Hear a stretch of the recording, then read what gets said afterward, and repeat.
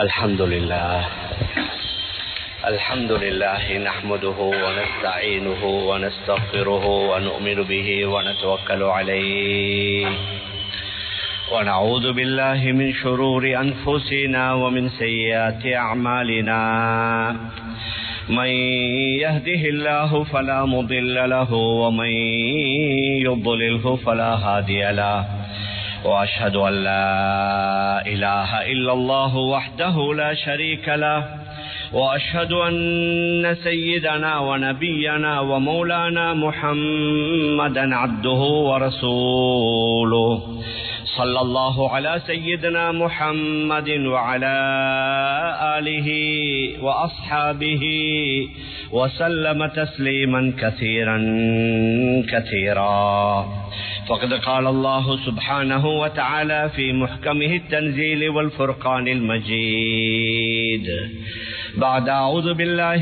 من الشيطان الرجيم بسم الله الرحمن الرحيم له معقبات من بين يديه ومن خلفه يحفظونه من أمر الله إن الله لا يغير ما بقوم حتى يغيروا ما بأنفسهم وإذا أراد الله بقوم سوءا فلا مرد له وما لهم من دونه من وال وقال نبينا صلى الله عليه وسلم كما تكونون كذلك يؤمر عليكم صدق رسول الله صلى الله عليه وسلم.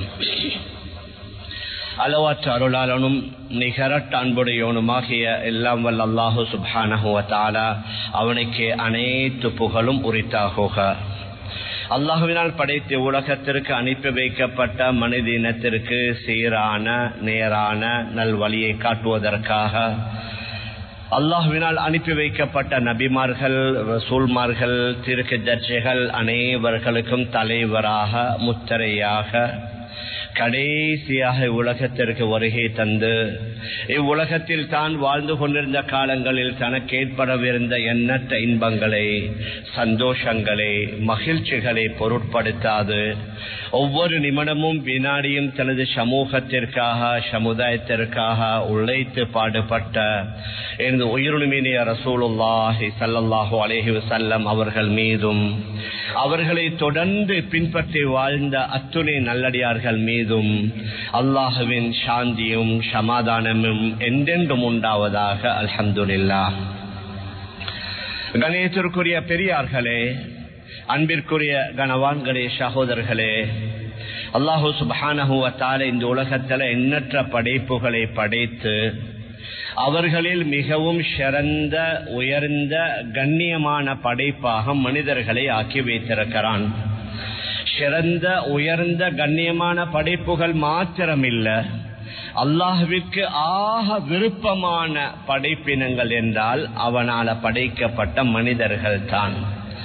இந்த மனிதர்களுக்காக உலகத்தில் உள்ள அனைத்தையும் வசப்படுத்தி தந்திருக்கிறான்.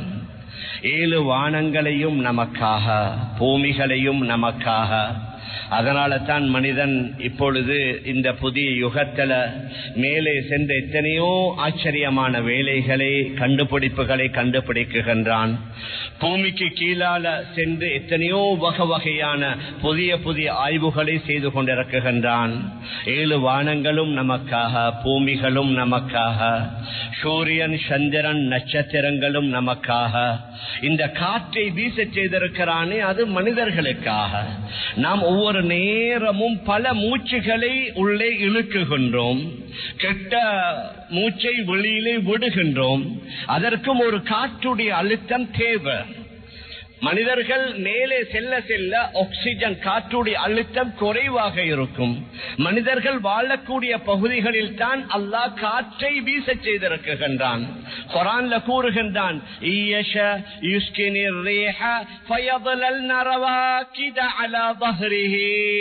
நான் நாடிவிட்டேன் என்றால் இந்த காற்றுடைய ஓட்டத்தை நிறுத்தி விடுவேன். காற்றுடைய ஓட்டம் நின்று விட்டது என்றால் தரையிலே மட்டுமல்ல, ஆங்காங்கே கடல்கள் செல்லக்கூடிய கப்பல்களால கூட நகர முடியாது என்று அல்லாஹ் கூறுகின்றான். காற்றையும் நமக்காக, வானிலிருந்து பொழியக்கூடிய மழையையும் நமக்காக, அந்த மழையை பொழிய வைப்பதற்காக எத்தனையோ அதற்கு முன்னாலான பல வேலைகளை அல்லாஹ் செய்கின்றான். அலம் தர அன்னல்லாஹ யுஸ்ஜி ஸஹாபா ثم يؤلف بينه ثم يجعله ركاما فترى الودق يخرج من خلاله. நீங்கள் பார்க்கவில்லையா, அல்லாஹ் தான் மெதுவாக மேகங்களை இழுத்து கொண்டு வருகின்றான். அதற்கு பின்னால அவைகளை சேர்க்குகின்றான். ஆங்காங்கே சிதறி இருக்கக்கூடிய மேகங்களை இழுத்து கொண்டு வந்து அவைகளை இணைத்து அதற்கு பின்னால அவைகளை ஒன்றுக்கு மேலால ஒன்றால இணைத்து அந்த மேகங்களுக்கு மத்தியிலே இருந்து நீர் கொட்டுவதை, மழை பொழிவதை நீங்கள் பார்க்கவில்லையா என்று அல்லாஹ் கேட்கின்றான். மேலான பெரியார்களே, சகோதரர்களே, அல்லாஹ்வை ஏற்றுக்கொண்ட மனிதர்கள் உலகத்தில் அமைதியாக வாழணும், அவர்கள் சந்தோஷமாக வாழணும், அவர்கள் நிம்மதியாக வாழணும், அவர்களுக்கு எந்த வகையான ஆபத்துகளும் நிகழக்கூடாது என்பதற்காக மலக்குமார்களை வைத்து அல்லாஹ் நம்மை பாதுகாக்குகின்றான். முழு உலகத்தில் உள்ள எல்லோரும், இஸ்லாமியர்கள் மாத்திரமல்ல, எல்லா மனிதர்களா பிறந்த அத்துணை பேர்களையும் அல்லாஹு சுப்ஹானஹு வ தஆலா மலக்குமார்களை வைத்து பார்க்க பாதுகாக்குகின்றான். ஒரு மனிதனுக்கு ஒரு நாளைக்கு கிட்டத்தட்ட 8 மலக்குமார்கள். காலையில 4 மலக்குமார்கள், மாலையில 4 மலக்குமார்கள். தஃப்சீரில் மிக தெளிவாக வருகின்றது. நம்முடைய செயல்களை பதிவு செய்வதற்கு காலையில 2 பேர், மாலையில 2 பேர். நம்மை பாதுகாப்பதற்கு என்று காலையில 2 பேர், மாலையில 2 பேர். குர்ஆன் அல்லாஹ் மிக தெளிவாக கூறுகின்றான், லஹு முஅக்கிபாத்துன் மின் பைனி யதைஹி வ மின் கல்ஃபிஹி யஹ்ஃபதுனஹு மின் அம்ரில்லாஹ். அல்லாஹ்வுடைய அனுமதி கொண்டு அவர்களை பாதுகாப்பதற்காக முன்னாலும் பின்னாலும் நம்முடைய மலக்குமார்கள் இணைந்து சேர்ந்து இருந்து கொண்டே இருக்கிறார்கள். அல்லாஹ் கலா கதிரல எழுதிய விதியை தவிர வேற எந்த ஆபத்தும் இந்த மனிதனை தொட்டுவிடக் கூடாது. 24 மணி நேரமும் ஒரு தாய் பிள்ளைய பாதுகாக்கலுமா, அல்லது ஒரு சேவண்டால கண்காணிக்கலுமா? அவர்களுக்கு எத்தனையோ சொந்த தேவைகள் இருக்கும். மேக்சிமம் அவர்கள் பாதுகாப்பார்கள். அவர்கள் இல்லாத நேரத்தில் என்னென்னமோ எல்லாம் நடந்து விடலாம். ஆனால் அல்லாஹ் தக்தீரில் எழுதியதை தவிர வேற எந்த ஒன்றும் நடந்து விடாமல் இருப்பதற்கு மலக்குமார்கள், நாம் பேசக்கூடிய பேச்சுக்களை பதிவு செய்வதற்கு வேறாக 4 மலக்குமார்கள். மாயல் ஃபிதுமின் கௌலின் இல்லா லதைஹி ரகீபுன் அதீத். மனிதன் பேசக்கூடிய ஒவ்வொரு பேச்சையும் பதிவு செய்ய இன்னும் 2 மலக்குமார்கள் காலை பொழுதுல, இன்னும் 2 மலக்குமார்களை மாலை பொழுதுல அல்லாஹ் வைத்திருக்கிறான். மேலான பெரியார்களே, சகோதரர்களே, ஏன் இந்த மனிதன் கண்ணியமானவன், கௌரவமானவன்? இவனின் மூலமாக உலகத்தில் பல லாபங்களும் நடக்கலாம், சில வேளைகளில் நஷ்டங்களும் ஏற்படலாம். இவனின் மூலமாக உலகத்தில் பல கைறுகள் ஏற்படலாம். சில நேரங்களில் அவன் ஷைத்தானுடைய வலையில வீழ்ந்து விட்டால் பல நஷ்டங்கள் ஏற்படும். அதனால தான் அல்லாஹு சுப்ஹானஹு வ தஆலா இந்த முழு பிரபஞ்சத்தை படைத்து நாங்க மனம் போன போக்கிலே வாழ்ந்து விடாமல் இருப்பதற்காக நபிமார்களையும் ரசூல்மார்களையும் அவ்வப்போது அனுப்பி வைத்து அவர்களுடைய வழிகாட்டுதலுக்கு தேவைப்படக்கூடிய நேரத்தில் இறை வேதங்களையும் இறக்கி வைத்து, சொஹ்புகளையும் இறக்கி வைத்து, கடைசியில வந்த நம்முடைய தலைவர் ஹதரத் ரசூலுல்லாஹி ஸல்லல்லாஹு அலைஹி வஸல்லம் அவர்களுக்கு அல்லாஹ் குர்ஆனையும் இறக்கி வைத்து வழிகாட்டினான். ஒவ்வொரு கட்டத்தில் நமக்கு வழிகாட்டுதல் தரப்பட்டிருக்கின்றது. வெறும் வணக்க வழிபாடுகள் மாத்திரமல்ல, நம்முடைய வணக்க வழிபாடுகளாக இருக்கலாம், கொடுக்கல் வாங்கலாக இருக்கலாம், வியாபாரங்களாக இருக்கலாம், இல்லற வாழ்க்கை, குடும்ப வாழ்க்கையாக இருக்கலாம், ஏன் ஆட்சி அதிகாரங்களாக இருக்கலாம். இவைகள் அனைத்திற்கும் அல்லாஹு சுப்ஹானஹு வ தஆலா வழிகாட்டி இருக்கின்றான். அல்லாஹ் இந்த அளவுக்கு நமக்கு அருட்கொடைகளை, பாக்கியங்களை செய்து நபிமார்களையும் அனுப்பி இந்த மக்களுக்கு வழிகளை காட்டி, அதற்கு பின்னாலும் இந்த மனிதர்கள் அல்லாஹுடைய அனைத்து அருட்கொடைகள் அருட்கொடைகளையும் அனுபவித்து அவனுக்கு மாறு செய்கின்ற நேரத்தில் தான் அவர்களை அல்லாஹ் தண்டித்தும் கண்டித்தும் வேதனைகளை இறக்கியும் இருக்குகின்றான். மேலான பெரியார்களே, சகோதரர்களே, அதனால கடந்த கால வரலாறுகளை குர்ஆனில் அல்லாஹ் பல வரலாறுகளை பற்றி பேசுகின்றான். அல்லாஹுடைய அருட்கொடைகளை அனுபவித்து விட்டு உலகத்தில் யார் யார் மாறு செய்தார்களோ, அது தனிநபராக இருக்கலாம், ஆட்சியாளர்களாக இருக்கலாம், ஒரு சமூகமாக இருக்கலாம், அவர்கள் ஒவ்வொருவருடைய முடிவு எவ்வாறு ஆனது என்பதை பற்றி குர்ஆன்ல பல இடங்களில் அல்லாஹ் பேசியிருக்கிறான். குர்ஆன்ல சூரத்து சபா என்ற ஒரு அத்தியாயம், அவர்களுக்கு சபாவாசிகள் என்று சொல்லப்படும் யமன் பிரதேசங்கள் அவர்கள் வாழ்ந்து கொண்டிருந்தார்கள். அவர்களுக்கு அல்லாஹ் விசேஷமான சில அருட்கொடைகளை பாக்கியங்களை கொடுத்திருந்தான்.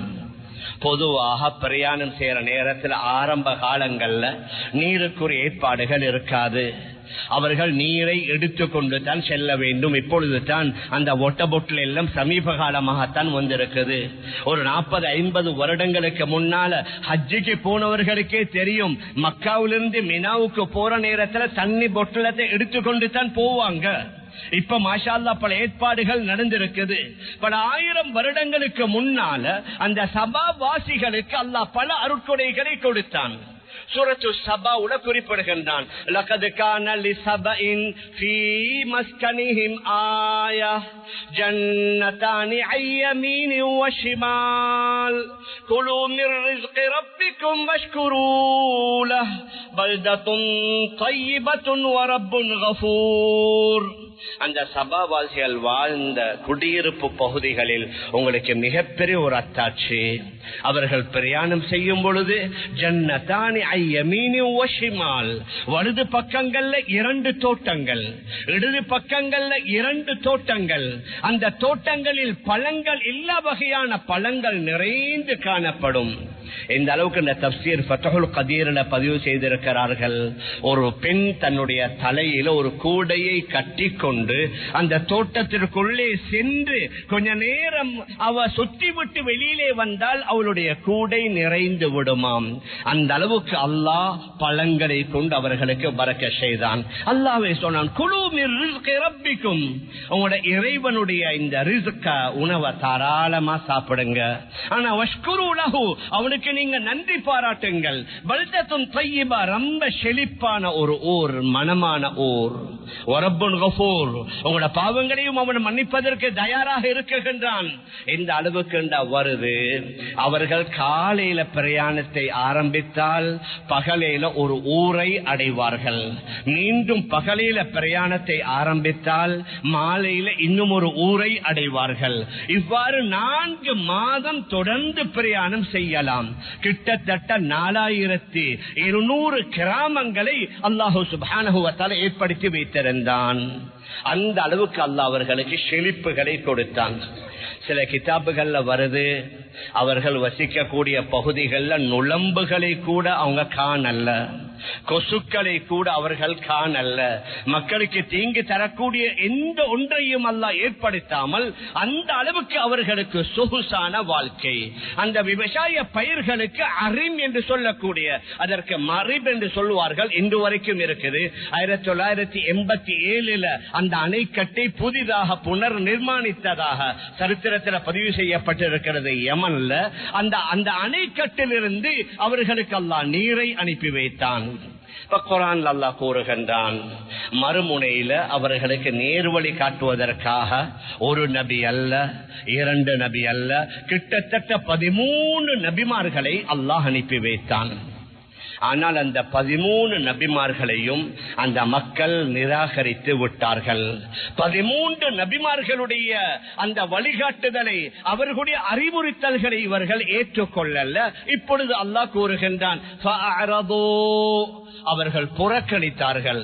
فَأَرْسَلْنَا عَلَيْهِمْ سَيْلَ الْعَرِمِ وَبَدَّلْنَاهُمْ بِجَنَّتَيْهِمْ جَنَّتَيْنِ ذَوَاتَيْ أُكُلٍ خَمْطٍ وَأَثَلٍ அஸ்லின் வ ஷைஇன் மின் சித்ரின் கலீல்.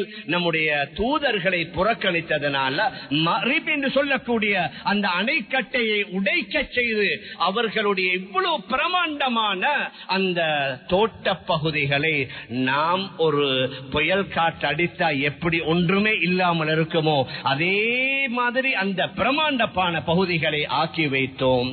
இறுதியில் அவர்கள் அது கசப்பும் புளிப்பும் நிறைந்த சில மரங்களும் சில இலந்தை மரங்களை தவிர வேறொன்றுமே இல்லாத ஒரு சுடுகாடு மாதிரி நாங்கள் ஆக்கிவிட்டோம். சொல்லிவிட்டு அல்லாஹ் கூறுகின்றான், நம்மை நிராகரித்தவர்களுக்கு நாம் இவ்வாறு தான் கூலி கொடுப்போம். யார் யார் நம்முடைய அருட்கொடைகளை பாவித்து அதற்கு நன்றி செலுத்தாமல் இருப்பார்களோ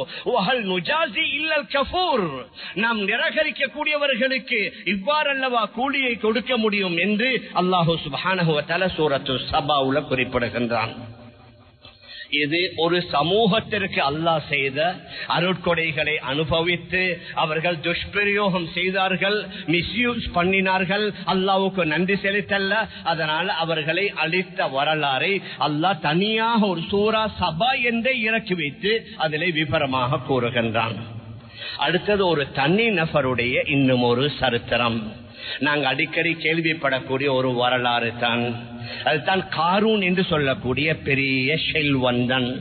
அவனுக்கு அல்லாஹ் செல்வத்தையும் கொடுத்தான், ஆட்சி அதிகாரங்களையும் கொடுத்தான். குர்ஆனிலேயே அவனுடைய வரலாறை குறிப்பிடுகின்றான். அவன் ஹஜ்ரத் மூசா அலைஹி ஸலாத்து வஸலாம் அவர்களுடைய சிறிய தந்தையுடைய அல்லது மாமியுடைய மகள் தான். இன்ன காரூன கான மின் கௌமி மூசா, மூசா அலைஹி ஸலாத்து வஸலாம் அவர்களுடைய கூட்டத்தில் உள்ளவன் தான். ஃபபகா அலைஹிம், ஆனால் அந்த கூட்டத்திற்கு அவன் பல அநியாயங்களை செய்தான். பல அநியாயங்களை அந்த மக்களின் மீது அக்கிரமங்களை கட்டவிழ்த்து விட்டான். அவனுக்கு நாங்க கொடுத்த சொத்து வஆதைனாஹு மினல் குனூஸ் மா இன்ன மஃபாத்திஹஹு லதனூஉ பில் உஸ்பதி உலில் குவ்வா. நல்ல பலம் வாய்ந்த சக்தி வாய்ந்த பெரிய ஒரு ஆண்களுடைய கூட்டம் அவனுடைய பணம் வைக்கப்பட்டிருக்கிற அல்லது அந்த தங்கம் வெள்ளி வைக்கப்பட்டிருக்கக்கூடிய பொக்கிஷங்களுடைய சாவிகளை பெரும் பலம் கொண்ட ஒரு கூட்டம். தஃசீர்ல வருது 40 பலசாலிகள் அந்த சாவிகளை சுமந்து செல்வார்கள் என்றால் அவனுக்கு அல்லாஹ்வால கொடுக்கப்பட்ட அந்த பாக்கியங்கள் எவ்வாறு இருக்கும். வஅதைனாஹு மினல் குனூஸி மா இன்ன மஃபாத்திஹஹு லதனூ பில் உஸ்பதி உலில் குவ்வா இத قال له قومه لا تفرح ان الله لا يحب الفرحين. அவனுடைய கூட்டம் சொன்னார்கள், நீ ஆணவத்தால நீ மமதையால பெருமையால மிச்சம் துள்ளாதே. அல்லாஹ் துள்ளக்கூடியவர்களை விரும்ப மாட்டான். இது அல்லாஹ்வால் உனக்கு தரப்பட்டது தான். அந்த நேரத்தில் மாற்றமாக அல்லாஹ் தந்த செல்வம் நாங்க ஒவ்வொருவரும் நினைக்கணும், இது அல்லாஹ்வால தரப்பட்டது தான், அல்லாஹ்வால தரப்பட்டது தான். அல்லாஹ் உனக்கு தந்ததிலிருந்து முதலாவது அத்தாரல் ஆகிரா, ஆகிராவை தேடுங்க. ஏழைகள் மட்டுமல்ல செல்வந்தர்களும் ஆகிராவை தேடணும். செல்வத்திற்குரிய மிக முக்கியமான 3 நிபந்தனைகள். ஒன்று தாருல் ஆகிராவை தேடுங்க, மறுமையை சம்பாதிங்க. மறுமையில் அல்லாஹ்ட்ட பதில் சொல்லணும். நீங்க சம்பாதித்த ஒவ்வொரு பணத்தை பற்றியும் நீங்க செலவழித்த ஒவ்வொரு சதத்தை பற்றியும் அல்லாஹு சுப்ஹானஹு வ தஆலா கேட்பதாக வேற ஹதீஸ்ல மிக தெளிவாக வந்திருக்குது. எப்படி சம்பாதித்தீங்க, எப்படி செலவழிச்சீங்க. நினைக்கிற மாதிரி சம்பாதிக்கவும் ஏலா, நினைக்கிற மாதிரி செலவழிக்கவும் ஏலா. அதனால நீங்க ஆகிராவை தேடுங்க. வலா தன்ஸ நஸீபக மினத் துன்யா. ஆனா உலகத்தில் உள்ள உங்களுக்குரிய பங்கை நீங்க மறந்துட வேண்டாம். உலகத்துல நீங்க அனுபவிக்கணும்டா உங்களுடைய வீடு, உங்களுடைய உணவு, உங்களுடைய உடை, அனுமதிக்கப்பட்டவைகளை தாராளம் நீங்க செய்யுங்க. ولا تنس نصيبك من الدنيا واحسن كما احسن الله اليك. அல்லாஹ் உனக்கு உபகாரம் செஞ்ச மாதிரி நீங்க மற்றவர்களுக்கு உபகாரம் செய்யுங்க. அல்லாஹ் உங்களுக்கு இரக்கம் காட்டிய மாதிரி நீங்க மற்றவர்களுக்கு இரக்கம் காட்டுங்க அல்லாஹு சுப்ஹானஹு வ தஆலா சொல்லிவிட்டு வஅஹ்சின் கமா அஹ்ஸன அல்லாஹு இலைக் வலா தப்கில் ஃபஸாத ஃபில் அர்த். ஆனா பூமியில குழப்பம் பண்ணாதீங்க, பூமியில அநியாயமான அக்கிரமமான காரியங்களை செய்யாதீங்க. இந்த மூணாவது துண்டை சிலர் வெளிநாடுகள்ல, அதுல விசேஷமா அரபு நாட்டில் உள்ள பெரிய பெரிய கோடீஸ்வரர்கள் அவர்கள் ஹெல்ப் பண்றாங்க, உதவிகளை செய்யறாங்க. கஷ்டப்பட்ட ஏழையான நாடுகளுக்கு லட்சக்கணக்கில் கோடிக்கணக்கில் கொடுக்கறாங்க. ஆனால் மறுமுனையில குழப்பமும் பண்ணுகிறார்கள். இப்ப புதுசா நீங்க அந்த ரியாதுடைய உற்சவத்தை சில பேரை நீங்க சோசியல் மீடியாவோட பார்த்திருப்பீங்க. எத்துணை வகையான ஆடம்பரம், அநியாயம், கூத்து, களியாட்டம், கும்மாளம், ஹஜ்ஜுக்கு போவதற்கு கோட்டா. ஆனா அந்த கூத்தல கலந்து கொள்ள எந்த கோட்டாவும் இல்ல. முழு உலகத்திலிருந்து எத்தனை மில்லியன் மக்கள் வாராண்டாலும் வரையிலும் அதுக்கு ஒரு வரையறை ஒன்று இல்ல. ஆனா ஹஜ்ஜுக்கு வரையறை. மேலான பெரியார்களே, சகோதரர்களே, சிலர்கள் நினைக்கிறாங்க நான் நல்ல வேலையை செய்யத்தானே செய்கிறேன், நான் சதக்கா கொடுக்கிறேன், நான் தான தர்மம் செய்கிறேன், ஏழை எளியவர்களுக்கு நான் அள்ளி கொடுக்குகின்றேன். ஆனா கடைசி அல்லாஹ் கூறுகின்றான், பூமியில நீங்க குழப்பம் பண்ணாதீங்க, பாவங்களையும் அநியாயங்களையும் அக்கிரமங்களையும் செய்து குழப்பம் பண்ணாதீங்க. அல்லாஹ் குழப்பம் பண்ணக்கூடியவர்களை விரும்ப மாட்டார் என்று சொல்லி உலக மக்களுக்கு படைப்பினைக்காக அந்த காரூன் என்ன செய்தான்? அவனுடைய இருந்த முழு சொத்து செல்வங்களையும், அவனுடைய பிரமாண்டமான மாளிகை, அதில் அவன் அமர்ந்து அவனுடைய ஊரில் உள்ள ரிவாயத்துகள் 4000 பேர் குதிரைகள்ல, கோவேறு கழுதைகள்ல, அதில் தங்க விரிப்புகளை விரிக்க வைத்து, ஆபரணங்களை அணிய வைத்து, மிக பிரமாண்டமான அவரை புடைசூழ மக்களுடன் அவனுடைய வீட்டுக்கு முன்னால் நிற்குகின்றான், வலம் வருகின்றான். அல்லாஹ் கியாம நாள் வரைக்கும் வரக்கூடிய மக்களுக்கு படிப்பினைக்காக நாங்க அவனையும் அவனுடைய மாளிகையையும் சேர்த்து நாங்க பூமிக்குள்ளே விழுங்க செய்தோம். அந்த காலத்துல இந்த வீடியோ கேமரா எல்லாம் இருந்து அதையும் பிடிச்சு வச்சிருப்பாங்க. ஆனா அந்த காலத்துல அநேகமாக அவைகள் ஒன்றும் இல்ல. இருந்திருந்தா பார்த்திருக்கலாம். அவனையும் அவனுடைய மிகப்பெரிய மாளிகை, அவனுடைய அனைத்து சொத்துக்களையும் நாங்க பூமிக்குள்ளே ஒழுங்க செய்தோம்.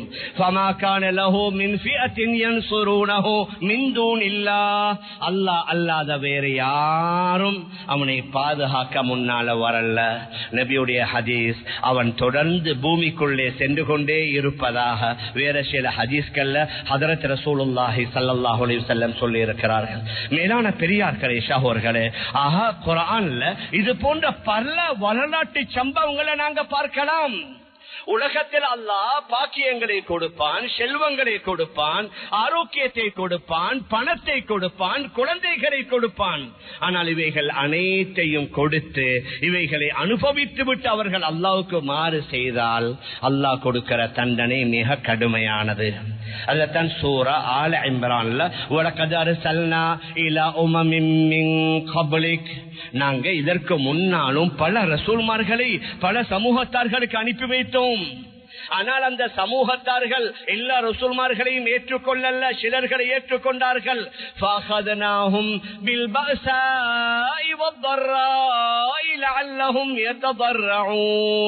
இப்பொழுது நாங்கள் அவர்களுக்கு வறுமையை கொண்டு, அவர்களுக்கு நோயை கொண்டு அவர்களை பிடித்தோம். ஏன் மீண்டும் அவர்கள் திரும்பி வரணும், மீண்டும் அவர்கள் தௌபா செய்யணும். ஆனால் நம்முடைய வேதனைகள் வந்த நேரத்தில், நம்முடைய தண்டனைகள் வந்த நேரத்தில் அவர்கள் நம் பக்கம் வந்திருக்க கூடாதா என்றாலும் வலக்கின் கசத் குலூபுஹும், சிலர்கள் அவங்களோட அந்த கௌரவ பிரச்சனை இருக்குது. இப்ப நான் எல்லாத்தையும் விட்டுட்டு தெரிஞ்சிட்டேன்டா மக்கள் என்ன பேசுவாங்க, அதனால வலக்கின் கசத் குலூபுஹும், அவர்களுடைய உள்ளங்கள் கல் நெஞ்சமாக மாறி வஸய்யன லஹுமுஷ் ஷைத்தானு அஅமாலஹும், அவர்கள் செய்யற வேலை நல்ல வேலை என்று சொல்லி ஷைத்தான் அலங்கரித்து காட்டிக் கொண்டே இருந்தான். அதற்கு பின்னால் அடுத்த ஆயத்தில் அல்லாஹ் கூறுகின்றான், ஃபலம்மா நஸூ மா ذுக்கிரு பிஹி, அவர்கள் எதை கொண்டு எச்சரிக்கை செய்யப்பட்டார்களோ அதை மறந்த நேரத்தில், இன்றைக்கு யாரும் காரணம் சொல்லல, எனக்கு தெரியாது, யாரும் என்கிட்ட சொல்லல, யாரும் எனக்கு ஞாபகப்படுத்தல. அல்ஹம்துலில்லாஹ் நம்முடைய நாட்டில் எல்லா இடங்களிலேயும் ஆங்காங்கே ஞாபகப்படுத்தப்பட்டு கொண்டிருக்கின்றது. ஆண்களாக இருக்கலாம், பெண்களாக இருக்கலாம், மஸ்ஜித்களாக இருக்கலாம், மதரசாக்களாக இருக்கலாம். அதனால யாரும் எனக்கு இந்த செய்தி கிடைக்கலன்னு சொல்லல. அல்லாஹ் கூறுகின்றான், ஃபலம்மா நஸூ மா ذுக்கிரு பிஹி, அவர்களுக்கு எதை கொண்டு எச்சரிக்கை செய்யப்பட்டதோ அதை அவர்கள் மறந்த நேரத்தில் ஃபதஹ்னா அலைஹிம் அப்வாப குல்லி ஷை, நாங்க எல்லா சுகபோகங்களையும் அவர்களுக்கு திறந்து கொடுத்தோம். ஹத்தா இதா ஃபரிஹூ பிமா ஊது, நாம் கொடுக்கப்பட்டதை கொண்டு அவங்க ரொம்ப ஆனந்தம் அடைந்து சந்தோஷம் அடைந்து அந்த இன்பத்துல, அந்த என்ஜாய்மெண்ட்ல, அந்த அனுபவிக்கிறதுல, அந்த ஆடம்பரத்துல மூழ்கி இருந்த நேரத்துல அகதனாஹும் பக்தா, அவர்களை நாங்க திடீரென்று நாங்க பிடித்து விட்டோம். ஃபைதாஹும் முப்லிஸூன், அவர்கள் நம்பிக்கை இழந்ததாக மாறிவிட்டதாக அல்லாஹ் கூறுகின்றான். ஒவ்வொரு காலத்துல நாங்க பார்க்கலாம், ஒவ்வொரு காலத்துல வாழ்ந்த அறிஞர்கள் அந்தந்த காலத்தில் உள்ள மக்களுக்கு எச்சரிக்கை செய்வார்கள். அதையும் மீறி அந்த மக்கள் நஃப்ஸுக்கு ஷைத்தானுக்கு வழிபட்டு கட்டுப்பட்டு அவர்கள் செய்கிற அநியாயத்தை தொடர்ந்து செய்து கொண்டிருந்தால் அவர்களை அல்லாஹ் அழித்திருக்கிறான், அல்லது அவர்கள்ட்ட இருந்த நிஅமத்துகளை பறித்திருக்கின்றான். 1960-61களில் இந்தியாவுடைய பெரிய ஒரு அறிஞர் அபுல் ஹசன் அலி நத்வி ரஹ்மத்துல்லாஹி அலைஹி, உலகம் போற்றக்கூடிய ஒரு மாமனிதர், பெரிய அறிஞர். அவர் பர்மாவுக்கு செல்கின்றார். அவர் செய்த அந்த பயான் தனியா ஒரு புத்தகமாக வந்திருக்குது. அவர் அந்த பர்மாவில் இருந்த செழிப்புகளை பார்த்து, அந்த பர்மாவுல அல்லாஹ் செய்த அருட்கொடைகளை பார்த்து, அந்த பர்மாவுடைய முஸ்லிம்களுக்கு அல்லாஹ் செய்திருந்த பாக்கியங்களை பார்த்து சொன்னார்கள், நீங்க இஸ்லாத்துல உறுதியாக இருங்க, இஸ்லாமிய கலை கலாச்சாரங்களை நீங்க விட்டு விடாதீங்க, இந்த நாட்டுடனும் நேர்மையுடன் இருங்க, இந்த மண் உங்களுக்கு அனுமதி தந்திருக்கிறாங்க. அதனால் இந்த நாட்டுடைய மக்களுடன் அன்பாக இரக்கமாக இருக்கணும், ஆனால் நேர்மையாக இருக்கணும். நீங்க நேர்மையுடன் நீதமாக நடந்து கொள்ளணும், யாரின் மீதும் எந்த வகையான அநியாயங்களை செய்யக்கூடாது. முக்கியமான கடமைகள் ஜகாத்துகளை கணக்கு பார்த்து கொடுக்கணும், சதகாக்களை கொடுக்கணும், ஏழை எளியவர்கள் மீது நீங்க இரக்கம் காட்டணும் என்று மிக நீண்ட ஒரு பயானை அவர்கள் செய்ததை இறுதியில கூறுகிறார்கள். இந்த மக்களுடன் நீங்க எப்படி கலந்து உங்களோட அகலாக்கான, உங்களோட பண்புகளால, உங்களோட குணத்தால இந்த நாட்டு மக்களை நீங்க எப்படி கவரணும் என்று அவர் எழுதுறாரு. இந்த ஊரை விட்டும் நீங்க போக நினைத்து அவங்க விட மாட்டாங்க. நீங்க போற பாதையில் அவர்கள் வந்து படுத்துக் கொள்வார்கள். நீங்க எங்கட ஊரை விட்டும் போகாதீங்க, உங்களால இந்த கயிறுகள், நலவுகள், நன்மைகள் எங்கட நாட்டுக்கு நடந்திருக்குது என்று அவர்கள் சொல்லக்கூடிய அளவுல நீங்க நாட்டுடைய நிலைமையை மாற்றணும் என்று சொல்லி அவர்கள், நான் நம்புற மாதிரி ஒரு 20-25 வருடங்களுக்கு முன்னால தான் மரணித்தார்கள். அவர்களுடைய ஜனாசா தொழுகைய ஹரம் ஷரீஃப்ல ஏலான் செய்து ரமதான்ல தராவீஹுக்கு பின்னால அவருடைய காயிப் ஜனாசா தொழுத அந்த நிகழ்வு நமக்கும் ஞாபகம். நாங்க உம்ராவுக்கு சென்றிருந்த வேளையில் அதிலையும் கலந்து கொண்டோம். ஆனால் அந்த மனிதர், பெரிய மனிதர் சொல்லி ஒரு 15-20 வருடம் கழியல்ல, அல்லாஹு சுப்ஹானஹு வ தஆலா கொஞ்சம் கொஞ்சமாக அந்த நாட்டுல, நான் இது யாரையும் தவறாக சொல்லல, வெறும் உதாரணத்திற்குத்தான், அவர்களை வைத்து நாங்களும் படிப்பினை பெறணும் என்பதற்காக யாரையும் நாங்க தவறாக சொல்ல இயலாது. நல்லவர்களும் இருக்கிறார்கள், இருந்திருப்பார்கள். ஆனால் உலகத்துடைய நடவடிக்கைகளை நாங்க பார்க்கணும். ஒரு 15-20 வருடத்துல அந்த நாட்டில் வாழ முடியாமல் இறுதியில் அந்த நாடுகளை விட்டு நீங்க பல நாடுகள்ல, அமெரிக்காவிலேயும் அந்த பர்மி சகோதரர்கள் இருக்கிறாங்க, கனடாவிலேயும் இருக்கிறாங்க, பல நாடுகள் இருக்கிறாங்க.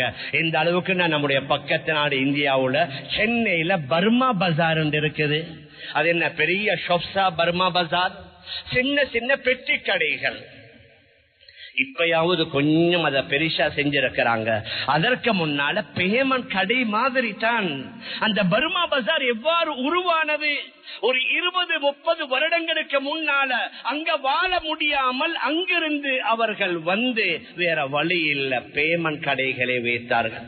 இப்போது கூட பங்களாதேஷ்ல நான் நம்புறேன் 1 மில்லியனை விட கூடுதலான மக்கள் அங்க சிரமப்பட்டு கொண்டு கஷ்டப்பட்டு கொண்டு அவர்களுக்கு வாக்குரிமையும் இல்ல, அவர்களுக்கு அந்த நாட்டுக்கு திரும்பியும் போக முடியாத ஒரு துர்பாக்கிய நிலை அந்த மக்களுக்கு இருக்குது. மேலான பெரியார்களே சகோதரர்களே, நாம் எதை சொல்ல வாரோம்? இது வெறும் ஒரு உதாரணம். நீங்க நினைத்தீங்கன்னா இது போன்ற உலகத்துல பல பாகங்கள் உங்களுக்கு நீங்க யோசித்தீங்க, சிந்தித்தீங்க, சரித்திரங்களை படித்தீங்கன்னு எங்களுக்கு முன்னால வரும். மேலான பெரியார்களே சகோதரர்களே, அதனால் அல்லாஹ் கூறுகின்றான், ஃபதஹ்னா அலைஹிம் அப்வாப குல்லி ஷை, எல்லா வஸ்துக்களுடைய பாதைகளையும் வாசல்களையும் திறந்து கொடுப்போம். ஹத்தா இதா ஃபரிஹு பிமா ஊது, நாம் கொடுக்கப்பட்டதில் அவங்க சந்தோஷமாக மூழ்கி அல்லாஹ்வை மறந்து வாழ்ந்தால் அஹதனாஹும் பக்தா, அவர்களை திடீர் என்று பிடிப்போம் என்று அல்லாஹ் கூறுகின்றானே. இது ஒரு நாட்டுக்கு மட்டுமல்ல, முழு உலகத்தில் உள்ள எல்லா மக்களுக்கும் பொருந்தும். விசேஷமாக நமது நாட்டுக்கும் 100% பொருந்தும். நாங்க பார்க்கலாம், அந்த கொரோனாவுக்கு பின்னால, ஈஸ்டர் சண்டே அட்டாக்கு பின்னால இந்த மாதிரியான சுறுத்தல், இந்த மாதிரியான பயமுறுத்தல், எப்படியான அழுத்தங்கள், அல்ஹம்துலில்லாஹ் அவைகள் அனைத்தும் நீங்கி இப்போ ஒரு சுமூகமான ஒரு அமைதியான ஒரு சூழல்ல வாழ்வதை போன்று காட்சி தருகின்றது. அதனால மற்றவர்களை விடுவோம். நான் அல்லாஹ்வை ஏற்றுக்கொண்ட நம்முடைய இஸ்லாமிய சகோதரர்களை மாத்திரம் இந்த இடத்துல முன்னால வைத்து நாங்க பேசுகின்றோம். மேலான பெரியார்களே சகோதரர்களே, எங்களுக்குத்தான் கட்டளைகளும் உத்தரவுகளும், நமக்குத்தான் எச்சரிக்கைகள். மற்றவர்களுக்கு இந்த உலகம் சொர்க்கம். அவங்க நினைக்கிற மாதிரி வாழ்வாங்க. அவங்க வந்திருக்கிறதே என்ஜாய் பண்ண, அனுபவிக்க. மரணித்ததற்கு பின்னால அவர்களுக்கு அல்லாஹ் பயங்கரமான நரகத்தை தயாரித்து வைத்திருக்கிறான், ஹிதாயத் இல்லாவிட்டால். ஆனா நானும் நீங்களும் யோசிக்கணும், இப்படியான சலுகைகளை, பாக்கியங்களை அல்லாஹ் தந்திருக்கிறான். இன்றைக்கு வியாபாரம் செய்யறவங்க எப்படி வியாபாரம் செய்யறாங்க? எத்தனை வகை வகையான ஆடைகள், எத்தனை வகை வகையான உணவு வகைகள். வீட்டுல உட்கார்ந்து கொண்டே ஆர்டர் பண்ணின half an hourல நீங்க எதை விரும்புறீங்களோ அது நம்முடைய வீட்டுக்கு வந்து சேருதா இல்லையா? பிரயாணம் சேராண்டா, அந்த நீங்க போற இடத்தை அடிச்சீங்கண்டா அதுவே உங்களுக்கு வழிகாட்டி கொண்டிருக்குது.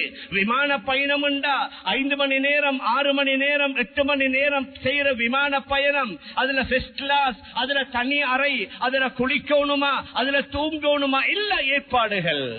குரூஸ் ட்ரிப் என்று சொல்லி கடல் பிரயாணம் 2 மாதம் 3 மாதம் இன்றைக்கு பல $1000 செலவழிச்சு அல்லாஹ் உலகத்தை இப்படித்தான் திறந்து தந்திருக்கிறான். அது விமான பயணமாக இருக்கலாம், கடல் பிரயாணங்களாக இருக்கலாம், களியாட்டங்கள், கூத்துக்கள், கும்மாளங்களாக இருக்கலாம், சிறு பிள்ளைகளுக்குரிய விளையாட்டு வேடிக்கைகளாக இருக்கலாம், பெரியவர்களுக்குரிய வைத்தியங்களாக இருக்கலாம். எத்துணை வகையான ட்ரீட்மெண்ட், எத்துணை வகை வகையான சிகிச்சை முறைகள், உடலை பிளக்காமல் வகை வகையான அந்த வைத்திய சிகிச்சை முறைகள், அதற்கு தேவையான எல்லா வகையான பொருட்களும் மருந்து வகைகளும் வந்து இன்றைக்கு நாங்க பார்க்கலாம். ஒரு சிலர் அந்த அளவுக்கு அவர்களுக்கு அல்லாஹ் செல்வத்தை, பணத்தை கொடுத்து அவர்கள் அதில் மூழ்கி இருக்கிறார்கள். இடையிடையே கொஞ்சம் சதக்காவை கொடுக்கிறாங்க, ஜகாத்தை கொடுக்கிறாங்க.